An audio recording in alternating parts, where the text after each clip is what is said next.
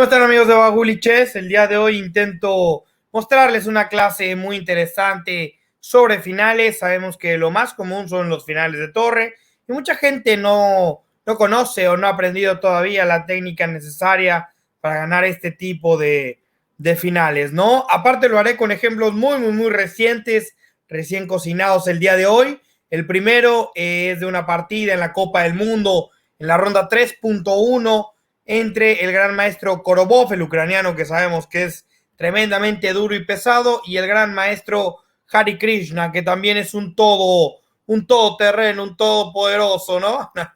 El primero es Korobov, el segundo es Hare Krishna, y nos van a dar cátedra de cómo se juegan este tipo de precisiones. Bueno, también para mencionarlo, es importante decir, recalcar que explicaré muy brevemente los conceptos de la técnica importante, la técnica esencial, y quiero decir que a las primeras 5 personas que hagan una donación en Twitch o se suscriban a una membresía en el canal de YouTube, les estará regalando este video. Escríbanme a mi cuenta privada para que le haga el regalo, ¿no? Entonces, bueno, vamos a empezar con la clase. Primera posición, Korobov-Georgiev, jugada el día de hoy, ronda 3.1 de la Copa Mundial, ya lo decíamos, este primer finalito. Bueno, hay dos cosas muy interesantes que hay que decir sobre los finales de peón pasado y que mucha gente estoy seguro que lo sabe, pero pocas veces lo recuerda o la lógica no nos guía hacia este tipo de circunstancias. Bueno, la primera es que el peón pasado rara vez, muy rara vez, en realidad es suficiente para que gane por sí solo. Generalmente los finales de torre, que son muy comunes, uno de los finales que más vemos dentro del ajedrez, son muy complicados, son muy complejos y casi nunca son las mismas posiciones, por los cuales creemos que las reglas cambian mucho, pero esto no es así. En realidad las reglas no cambian casi en ningún sentido. Simple y sencillamente son casi siempre iguales. Lo que pasa es que muchas veces no sabemos aplicarlas, y esto es lo que quiero hacer hoy a través de este video. Bueno, entonces, ¿qué es lo que hay que hacer en este tipo de finales? Observemos que en la posición que estamos viendo, los dos tienen 3 islas de peones, pero tenemos la ventaja de tener un peón pasado contra una doble fila de peones, ¿no? Un doblaje de peones que no aporta mucho a la posición de las negras, y esto claramente son factores para determinar que la posición está ganada. Muchos de estos finales están ganados, lo que pasa es que no sabemos cómo emplear la técnica adecuada. Bien, vamos a basarnos en dos grandes puntos o en dos grandes ejes con los cuales giraremos toda la clase. Realmente es una clase muy breve, pero muy instructiva, que sé que les va a ayudar mucho para este tipo de situaciones. Bien, lo primero y que se nos olvida enormemente es este señor. Les presento a este señor, se llama el rey. Muchas veces no lo tenemos en cuenta porque es una posición muy teta, como decimos aquí en México, muy down, pero es una posición muy activa en el final.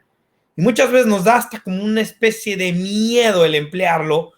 Pero a ver, la primera gran regla de los finales de torres con peón pasado es que el rey tiene que ser partícipe de todo ese artificio, toda esa maquinaria que vamos a preparar para ganar el final. El rey tiene que apoyar el peón, y si bien es cierto, la torre tendrá algunos jaques, pues bueno, esto no será suficiente para que el rey se logre incrustar correctamente dentro de la posición y así liberar la torre y avanzar el peón, que será definitivo. Entonces, la primera jugada es rey E3. La jugada que hace el gran maestro Korobov, rey E3, una jugada muy fuerte, ¿no?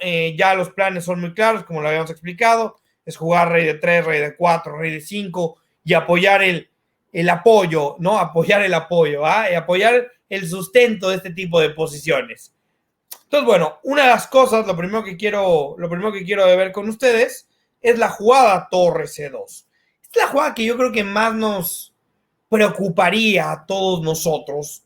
¿Y por qué? Porque muchas veces cuando son buenos jugadores, pero todavía falta ese paso, ese brinco, ese progreso para llegar a la maestría, se nos olvida mucho quitarnos lo que ya le llamo el materialismo ajedrecístico.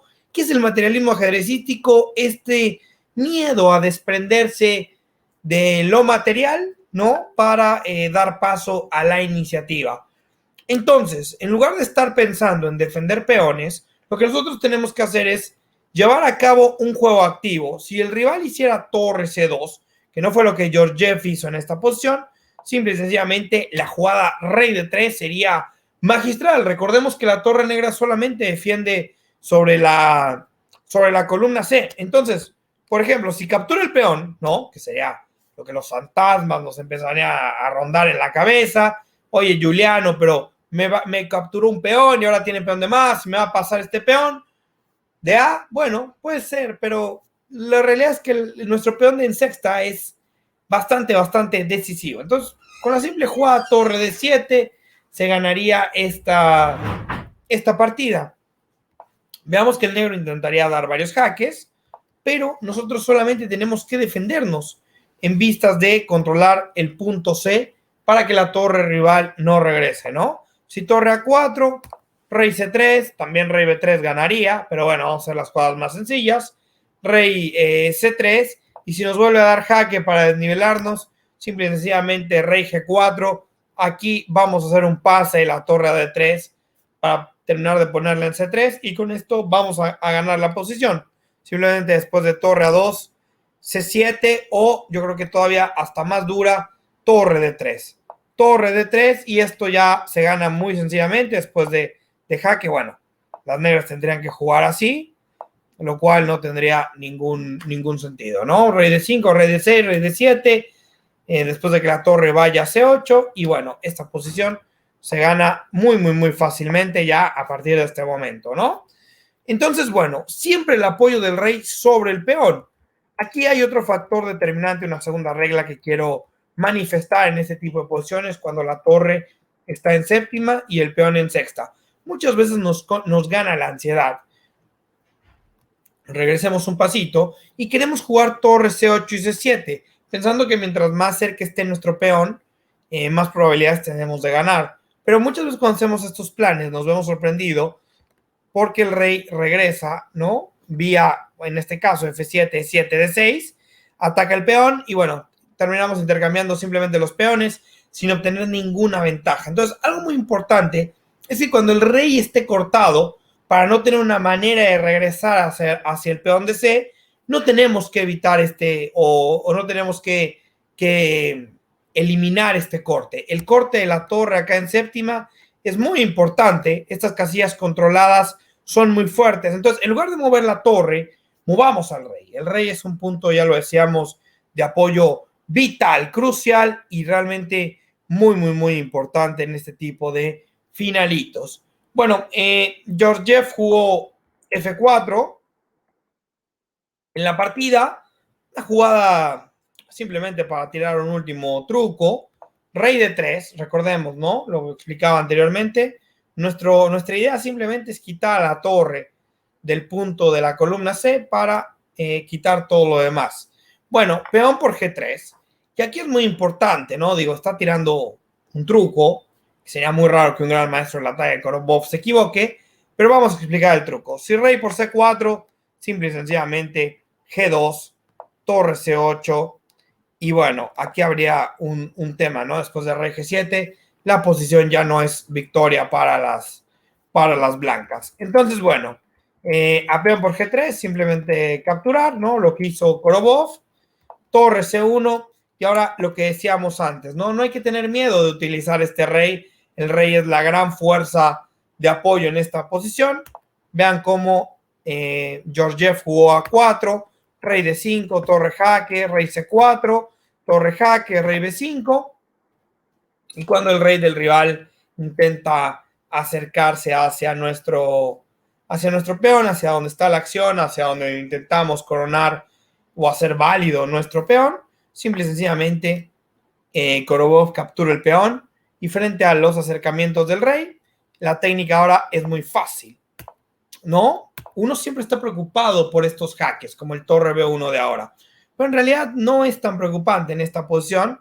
Simplemente después de rey A6, torre C1 y rey B7, bueno, después del jaque, nos cubriremos en C8 y el rey terminará en D8, donde ahora sí no habrá manera de evitar su escape o su ida.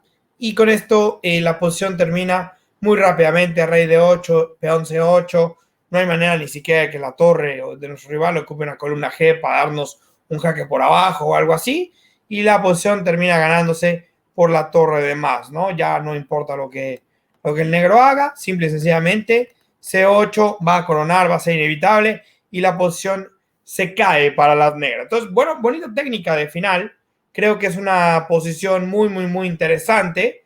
Y bueno, siempre hay que tener buena técnica para este tipo de finales con peón de más. Bueno, vamos a la segunda posición, que es la partida de Hare Krishna contra Lupulescu, el gran maestro rumano.